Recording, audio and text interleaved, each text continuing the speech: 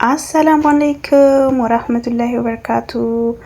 ውድና የተከበራችሁ ቤተሰቦቼ እንዴት ናችሁልኝ? እኔ ደህና ነኝ አልሐምዱሊላህ።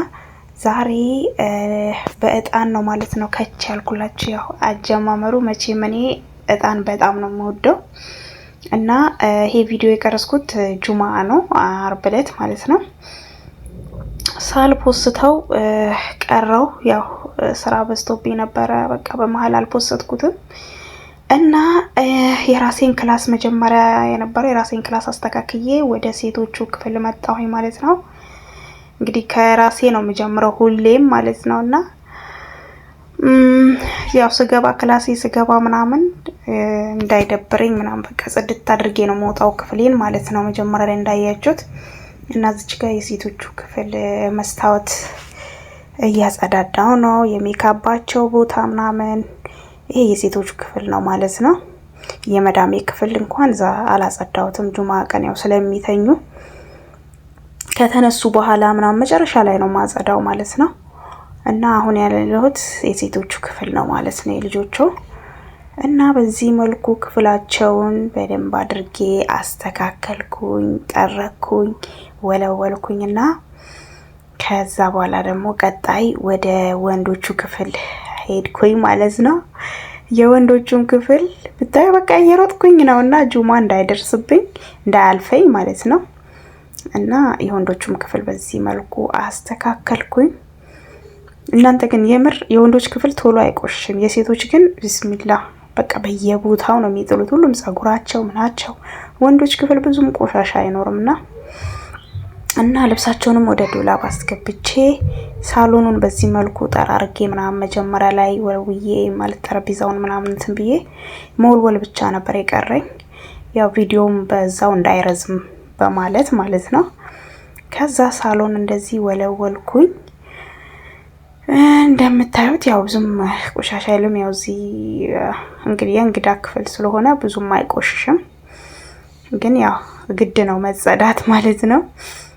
ከዛ በመቀጠል ሽንት ቤት ገባሁኝ። ሽንት ቤትን በዚህ መልኩ ሌሎቹ እንኳን ንጹህ ነበሩ፣ ይሄኛው ሽንት ቤት ብቻ ነበር የቆሸሸው። ይሄንን አጸዳሁት። 4 ምናምን ሽንት ቤት ነው ያለው ከኔ ክፍል ጋር። ቤት ውስጥ አጠቃላይ 6 ሽንት ቤት አለ፣ ግን 4ቱ ንጹህ ነው። ትላንት አጥቤዋለሁ። ይሄ ግን ቆሾ ነበር ማለት ነው። ከዛ በዚህ መልኩ ሽንት ቤቱንም በቃ ከልቤ ያጸዳው ማለት ነው። ከዛ ይሄ የሽንት ቤቱ እንትን ላይ ያለው እጅ መታጠቢያ ነው። እንደዚህ ሽንት ቤት አጽድቼ ወጣው። እኔ እዚች ጋር እያያችኝ ነው፣ በቃ እየቀረጽኩኝ ነው ማለት ነው። ከዛ ምሳ ደግሞ ዶሮ ማውጣት ነበረብኝ። ዶሮ አወጣሁኝ። እንደዚህ በፈላ ውሃ ዘፈዘፍኩት ማለት ነው ዶሮውን። ከዛ ልብስም እንደዚሁ አጠብኩኝ። በቃ ያልደረስኩበት የለም ጉዶችዬና ልብሴንም እንደዚህ ካጠብኩኝ በኋላ ቀጥታ ቁርስ አልበላውም ነበረ። ሻይ ማፍላት ጀመርኩ ለራሴ። ወተት አድርጌ ስኳር፣ ከዛ ሻይ ቅጠል ነው የምጨምርበት። ሞክሩት፣ ይጣፍጣል ማለት ነው። እኔ ወዳዋለሁ። ከዛ በኋላ